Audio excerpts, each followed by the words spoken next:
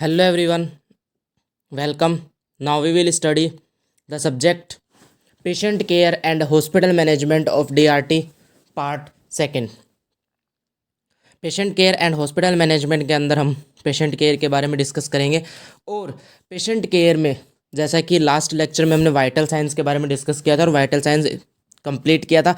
आज हम एक नया टॉपिक स्टार्ट कर रहे हैं जिसका नाम है सीपीआर। सीपीआर की अगर फुल फॉर्म की बात की जाए तो वो होती है कार्डियोपल्मोनरी रिससिस्टेशन। अब अपन बात करते हैं कि सीपीआर होता क्या है। तो जैसे कि इसका जो फुल नेम है उसमें 3 वर्ड है यहाँ पे, cardio pulmonary and resuscitation. First word आता है कार्डियो, जो कि आपका हार्ट से रिलेटेड है। दैट मीन्स हार्ट से रिलेटेड जो अपनी टर्मिनोलॉजी है उसे अपन कार्डियो बोलते हैं। कार्डियो हार्ट से रिलेटेड होता है, तो ऑब्वियसली बात है यहाँ पे हार्ट के बारे में डिस्कस किया जाएगा थोड़ा बहुत। दूसरा है पल्मोनरी। पल्मोनरी लिया जाता है लंग्स के लिए। तो जो फर्स्ट 2 वर्ड्स हैं वो आपके हार्ट और लंग्स के लिए हो चुके हैं। लास्ट आता है आपका रिससिस्टेशन। रिससिस्टेशन का मतलब क्या है? पुनर्जीवन, पुनर्जीवित करना। तो दैट मीन्स कि यहाँ पे कौन सी कंडीशन है कि जब लंग्स और हार्ट्स काम करना बंद कर देते हैं, दैट मीन्स कि उनके जो वाइटल साइंस है वो क्या आ जाते हैं, आपके नील आ जाते हैं, जीरो। दैट मीन्स हार्ट के अगर अपन बात करें तो हार्ट में बीट्स होना बंद कर देती हैं। लंग्स का क्या काम होता है? रेस्पिरेशन का, ब्रीदिंग का। अगर ये दोनों चीज़ें बंद हो जाती हैं और दैट मीन्स उसके बाद में ये दोनों प्रोसेस दोबारा से इनको शुरुआत करना, इनको स्टार्ट करना, तो ये जो प्रोसेस होती है ये प्रोसेस कहलाती है कार्डियोपल्मोनरी रिससिस्टेशन। तो ऑब्वियस सी बात आपको पता चल रहा है यहाँ पे कि ये एक इमरजेंसी प्रोसीजर है। इमरजेंसी प्रोसीजर दैट मीन्स कि कोई भी पेशेंट है, अचानक से सडनली या फिर किसी भी रीजन से उसके vital organs for example lungs और हार्ट अगर काम करना बंद कर देते हैं तो उस कंडीशन में हम सीपीआर काम में लेते हैं। दैट मीन्स ये प्रोसीजर काम में लेते हैं और इस प्रोसीजर की सहायता से हार्ट और लंग्स दोनों के जो फंक्शंस है वो दोबारा से स्टार्ट किए जा सकते हैं।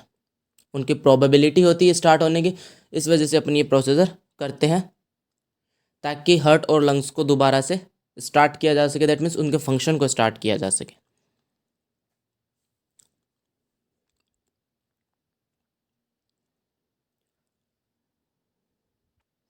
It is a procedure to support and maintain breathing and circulation who has stopped breathing. That means कि ये एक ऐसा प्रोसीजर है, यह एक ऐसा प्रोसीजर है जिसके अंदर सपोर्ट किया जाता है और मेंटेन, दैट मीन्स उसको बैलेंस करना। ठीक है, ब्रीदिंग एंड सर्कुलेशन, 2 चीज़ें आ रही हैं, एक तो ब्रीदिंग और दूसरा सर्कुलेशन। सर्कुलेशन दैट मीन्स यहाँ पे ब्लड सर्कुलेशन की बात हो रही है। ब्रीदिंग और सर्कुलेशन दोनों चीज़ों को मेंटेन करना है और अगर ये वीक चल रही है तो इनको सपोर्ट करना है। ठीक है, who has stop breathing that means ऐसा पेशेंट जिसके अंदर क्या हो गई हो, ब्रीदिंग रुक गई हो। CPR is also known as BLS, basic life support. CPR को दूसरे वर्ड के अगर अपन बात करें तो इसको बीएलएस भी कहा जाता है, basic life support. That means कि वो कंडीशन जब पेशेंट अपनी ज़िंदगी से जूझ रहा होता है, दैट मीन्स कि जब उसका हार्ट और लंग दोनों काम करना बंद कर दिया। ऑब्वियस सी बात है कि अगर आप कुछ देर उसको नहीं संभालोगे तो वहाँ पे पेशेंट डेड हो सकता है। तो ऐसी कंडीशन, ऐसा प्रोसीजर है बेसिक लाइफ सपोर्ट, उसको सपोर्ट प्रोवाइड कराता है। ठीक है,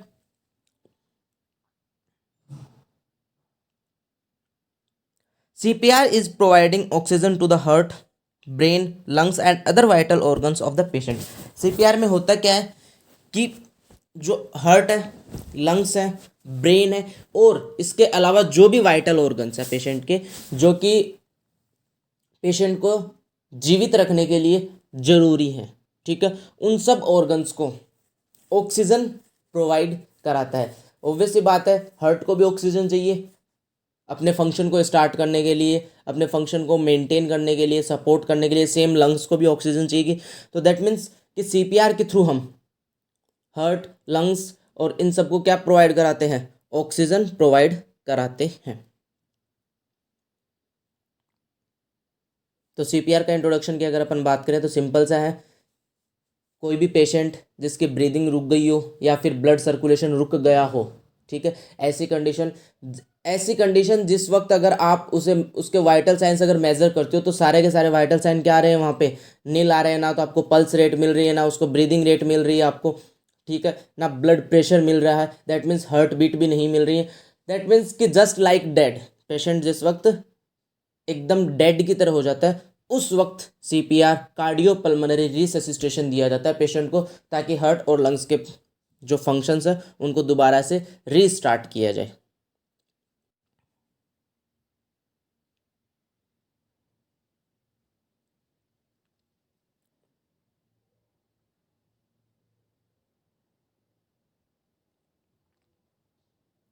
BLS is that particular phase of emergency cardiac care that means कि BLS या फिर CPR बेसिक लाइफ सपोर्ट या फिर कार्डियो पल्मोनरी रिससिटेशन एक ऐसी फेज है किसकी, एमरजेंसी कार्डियक केयर की, दैट मीन्स कि एमरजेंसी कंडीशन के अकॉर्डिंग आप या फिर एमरजेंसी कंडीशन में किस तरीके से कार्डियक की केयर करते हो।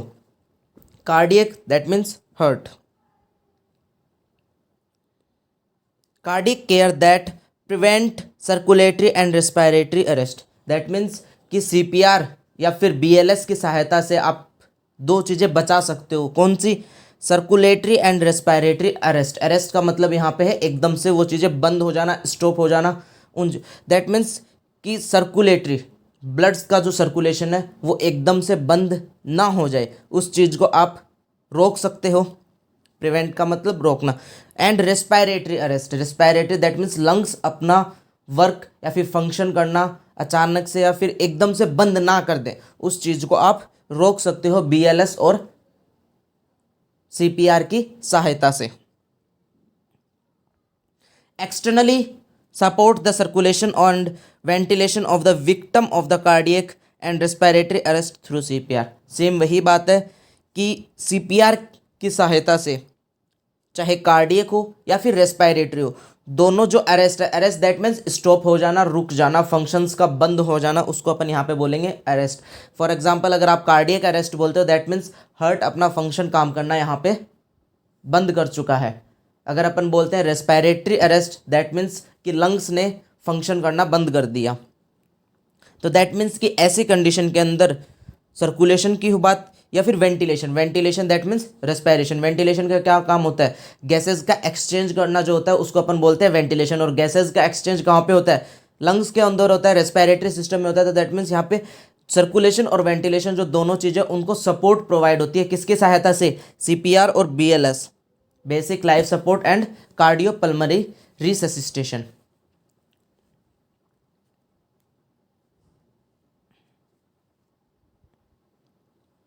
अब जैसा कि इसके प्रोसीजर की अगर बात की जाए सीपीआर की, तो इसके अंदर क्या था कि स्टार्टिंग के अंदर पहले इसका जो प्रोसीजर था वो था ABCD, ठीक है, लेकिन अब इसका प्रोसीजर है CABD। अब ये ABCD और CABD क्या है ये अभी अपन आगे डिस्कस करेंगे।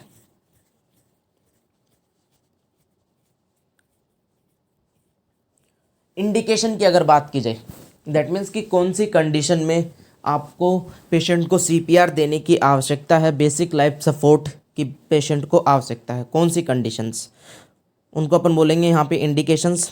तो फर्स्ट है कार्डियक अरेस्ट। कार्डियक अरेस्ट का मतलब कि जब हार्ट के जो नॉर्मल फंक्शंस थे वो यहाँ पे स्टॉप हो चुके हैं, हार्ट ने अपनी नॉर्मल फंक्शनिंग बंद कर दी है। दूसरा है absence of pulse more than 6 second, that means कि 6 सेकेंड से ज़्यादा अगर पल्स एब्सेंट रह जाती है तो उस कंडीशन में भी सीपीआर कंपलसरी होता है, बीएलएस कंपलसरी होता है। Cardinal sign of the cardiac arrest. अब जैसा कि अपन यहाँ पे बात करते हैं कार्डियक अरेस्ट के साइंस की, ठीक है, आपने बात तो कर ली इंडिकेशन के अंदर कि कार्डियक अरेस्ट की कंडीशन में पेशेंट को सीपीआर या फिर बीएलएस दिया जाएगा, बट कार्डियक अरेस्ट के कार्डिनल साइंस क्या हैं वो देख लेते हैं। एपनिया, एपनिया का मतलब absence of breathing, that means कि पेशेंट ब्रीद नहीं ले रहा है, ब्रीद नहीं लेगा, रेस्पिरेशन नहीं होगा, रेस्पिरेशन नहीं होगा तो वहाँ पे वेंटिलेशन नहीं होगा, वेंटिलेशन नहीं होगा that means exchange of gases नहीं होगा। जब एक्सचेंज ऑफ गैसेज नहीं होगा तो हार्ट के पास ऑक्सीजन नहीं पहुँचेगी, और हार्ट के पास ऑक्सीजन नहीं पहुँचेगी तो हार्ट भी वहाँ पे काम करना बंद कर देगा, दैट मीन्स कार्डियक अरेस्ट की कंडीशन आ जाएगी। Absence of carotid and femoral pulse, that means कि जो कैरोटिड आर्टरी है और फीमोरल आर्टरी है, अगर वहाँ से आप फील करते हो, मेज़र करते हो, तो वहाँ पे आपको पल्स एब्सेंट मिलती है, तो दैट मीन्स उस कंडीशन में भी क्या है, कार्डियक अरेस्ट आने की संभावना है या फिर कार्डियक अरेस्ट आ चुका है, दैट मीन्स हार्ट ने अपना काम करना बंद कर दिया है। डायलेटेड प्यूपिल्स, प्यूपिल्स कहाँ होता है आपका, आई के अंदर होता है। जब एडिक ऐसी कंडीशन हो जाती है, कार्डियक अरेस्ट की कंडीशन हो जाती है, तो ऑब्वियसली बात है हार्ट ने फंक्शन करना बंद कर दिया, बिकॉज हार्ट को ऑक्सीजन नहीं मिली। जब हार्ट को ऑक्सीजन नहीं मिली तो हार्ट ने फंक्शन करना बंद किया, दैट मीन्स ब्लड सर्कुलेशन अब यहाँ पे आपका स्टॉप हो चुका है। जब ब्लड सर्कुलेशन स्टॉप हो जाएगा तो दैट मीन्स कि जो आई है, कॉर्निया है, पुपिल है, वहाँ तक भी क्या होगा, ब्लड का सर्कुलेशन बंद हो जाएगा, तो दैट मीन्स प्यूपिल्स को भी अब ऑक्सीजन मिलना बंद हो गई। ब्लड सर्कुलेशन के थ्रू क्या मिलती है इनको, ऑक्सीजन मिलती है, दैट मीन्स कि प्यूपिल्स को अब क्या हो चुकी है, ऑक्सीजन मिलना बंद हो चुकी है। तो इस कंडीशन के अंदर दैट मीन्स कि जब सर्कुलेशन रुक जाता है तो सबसे पहले जो आपको साइन एंड सिम्टम्स दिखते हैं वो प्यूपिल्स के अंदर दिखते हैं, प्यूपिल्स डायलेटेड हो जाते हैं। तो दैट मीन्स कि डायलेटेड प्यूपिल भी आपको किसका इंडिकेशन देते हैं, कार्डियक अरेस्ट का इंडिकेशन देते हैं।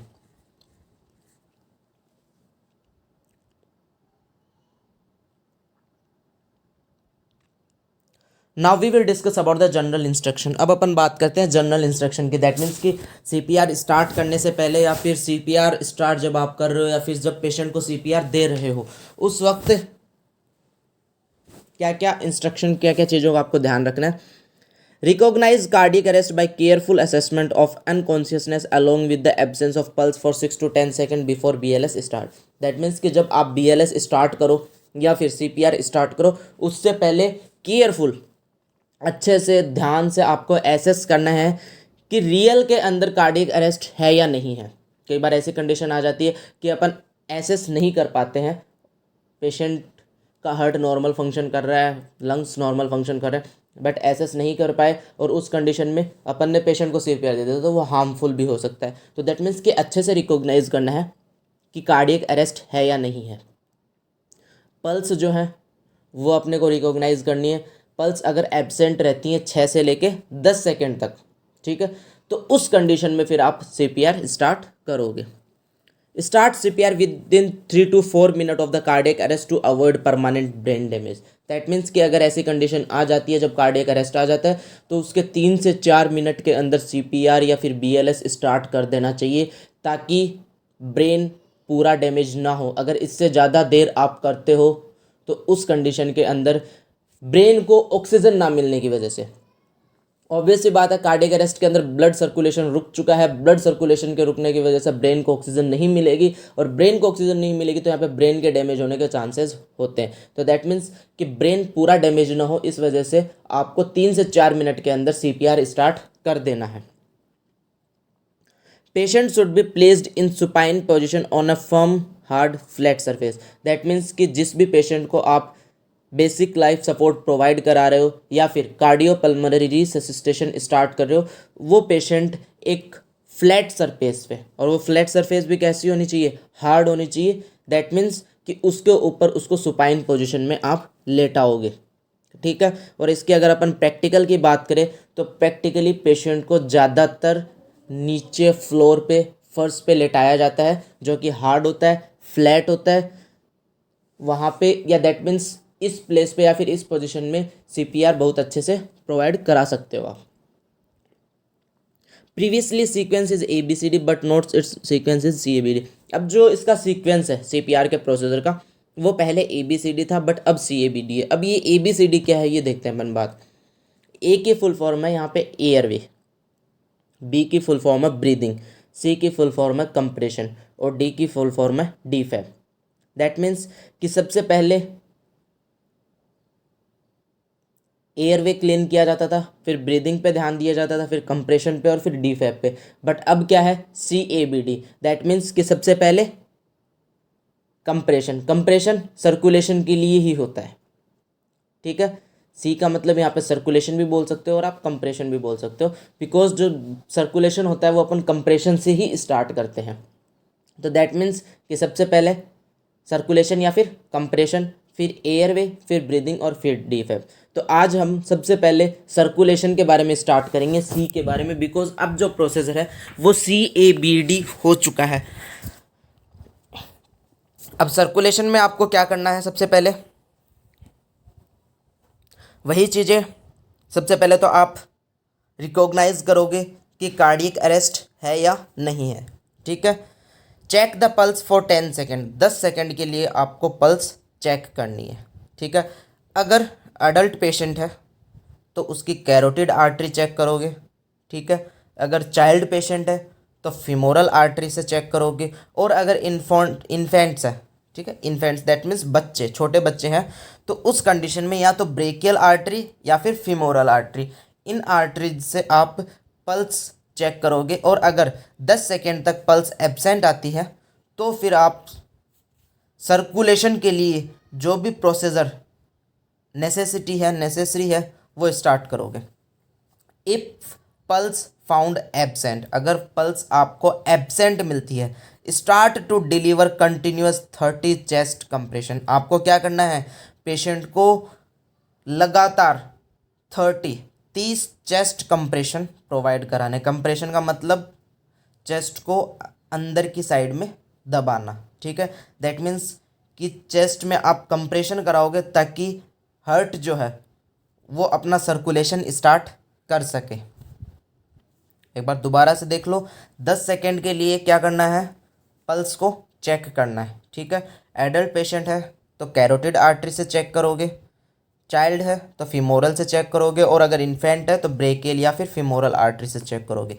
अगर ऐसी कंडीशन में आपको 10 सेकेंड तक अगर पल्स एब्सेंट मिलती है तो आपको तुरंत सबसे पहले काम क्या करना है, कंप्रेशन। दैट मीन्स पेशेंट का जो चेस्ट है उसको कंप्रेस करना है, और कितनी बार, 30 टाइम्स लगातार, रेगुलर। अब जो कंप्रेशन आप पेशेंट को प्रोवाइड कर रहे हो, यहाँ पे कंप्रेशन भी क्या होती है, रेट होती है। दैट मीन्स कि किस स्पीड से आप पेशेंट को कंप्रेशन प्रोवाइड कराओगे। दूसरा, कितना डीप तक कंप्रेशन, कितना डीप तक जाना चाहिए, वो सारी चीज़ें भी अभी अपन डिस्कस करेंगे सर्कुलेशन के अंदर। Chest compression depth should be, that means कि सबसे पहले अपन बात कर रहे हैं डेप्थ की, कि पेशेंट का जो चेस्ट आप कंप्रेस कर रहे हो अंदर की साइड में, वो कितना डेप्थ में जाना चाहिए। Adult for 2 inch, children for 1 to 1.5 inch and infants for 1 inch. That means कि अगर एडल्ट पेशेंट है तो उसका चेस्ट मिनिमम 2 इंच तक कंप्रेस होना चाहिए एक कंप्रेशन में, ठीक है। चिल्ड्रन अगर है पेशेंट तो 1 से 1.5 इंच तक का कंप्रेशन होना चाहिए, और अगर इन्फेंट है यहाँ पे तो उस कंडीशन के अंदर 1 इंच का कंप्रेशन होना चाहिए। ये तो बात हुई कंप्रेशन के डेप्थ की। अब अपन बात कर रहे हैं रेट।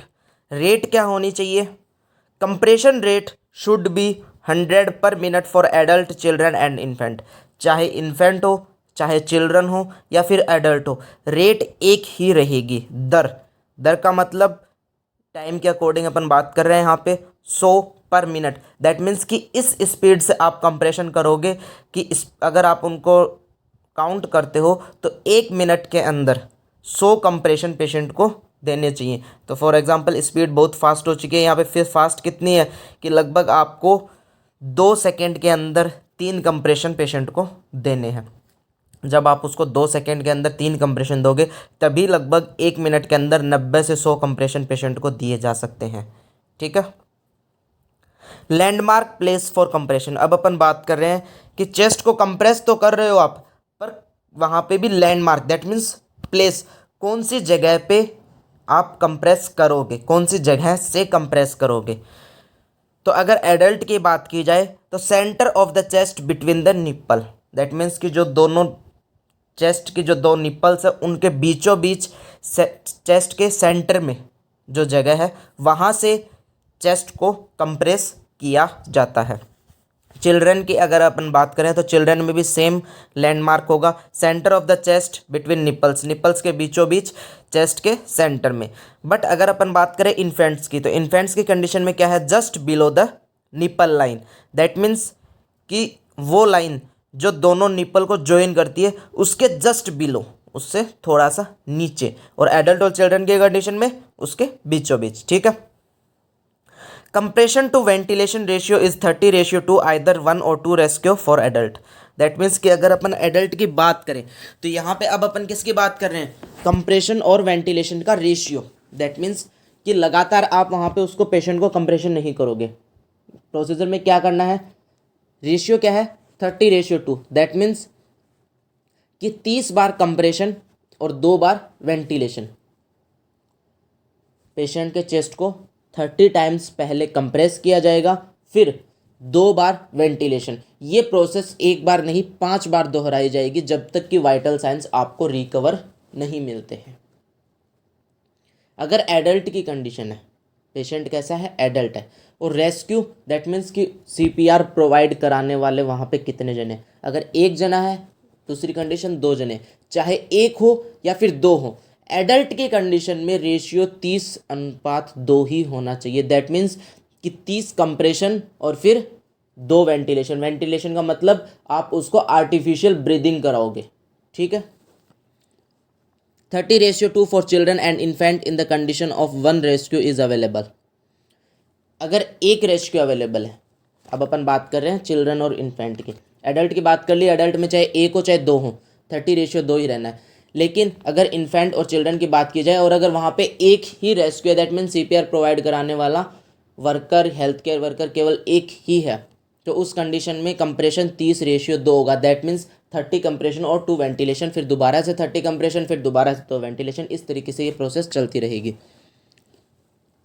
बट इफ़ 2 रेस्क्यू, अगर 2 रेस्क्यू हैं और किस कंडीशन में, चिल्ड्रन या फिर इन्फेंट, ठीक है, तो उस कंडीशन में क्या होगा, रेशियो 15:2 हो जाएगा। दैट मीन्स कि वो जो कंप्रेशन है वो अब डिवाइड हो गए। एक रेस्क्यू 15 बार चेस्ट कंप्रेशन करेगा, फिर 2 बार वेंटिलेशन, फिर दूसरा रेस्क्यू 15 बार चेस्ट कंप्रेशन, फिर 2 बार वेंटिलेशन। इस तरीके से ये प्रोसेस चलती रहेगी। Use palm of both hand in adult, 1 और both hand for children and 2 fingers और थंब इन्फेंट्स। दैट मीन्स कि अगर एडल्ट है तो उस वक्त दोनों जो पाम, दैट मीन्स दोनों जो हाथ की जो हथेलियां हैं वो आप वहाँ पे काम में लोगे चेस्ट को कंप्रेस करने के लिए। अगर चिल्ड्रन की बात आती है तो चिल्ड्रन की कंडीशन में बोथ हैंड, दैट मीन्स दोनों हाथ भी काम में ले सकते हो या फिर सिंगल हैंड से भी चेस्ट को कंप्रेस कर सकते हो। और अगर इन्फेंट की बात आती है तो 2 फिंगर या फिर थंब की सहायता से चेस्ट को कंप्रेस करना है।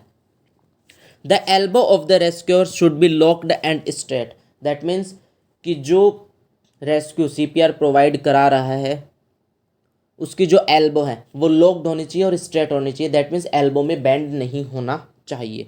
Never stop CPR more than 5 seconds. 5 second से ज़्यादा सीपीआर की प्रोसेस को नहीं रोकना है। आपके कार्डियो पल्मोनरी रिससिस्टेशन की फर्स्ट प्रोसेस थी सर्कुलेशन की। दोबारा से इसको स्टार्टिंग में अपन बात करते हैं। CPR cardio pulmonary resuscitation emergency condition के अंदर जब हार्ट और लंग्स काम करना बंद कर देते हैं उस वक्त उनको पुनर्जीवित करने के लिए, उनके फंक्शन को दोबारा स्टार्ट करने के लिए प्रोसेस की जाती है। सबसे पहले इसमें सर्कुलेशन देखा जाता है। पेशेंट की अगर पल्स एब्सेंट मिलती हैं तो उस कंडीशन में फिर पेशेंट को चेस्ट कंप्रेशन दिए जाते हैं। दैट मीन्स चेस्ट को दबाया जाता है इनसाइड की तरफ। अगर एडल्ट है तो 2 इंच तक, अगर चिल्ड्रन है तो 1 से 1.5 इंच तक, और अगर इन्फेंट है तो 1 इंच तक, ठीक है। अगर लोकेशन की बात करें तो जो एडल्ट और चिल्ड्रन है उस कंडीशन में निप्पल के बीच में सेंटर ऑफ द चेस्ट से आप चेस्ट को कंप्रेस करोगे। अगर इन्फेंट्स की बात की जाए तो just below the nipple lines.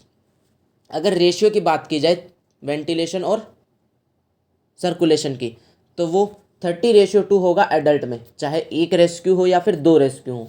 अगर चिल्ड्रन और इन्फेंट की बात की जाए, अगर एक रेस्क्यू है तो 30:2 होगा, और अगर 2 रेस्क्यू हैं तो 15:2 होगा, ठीक है।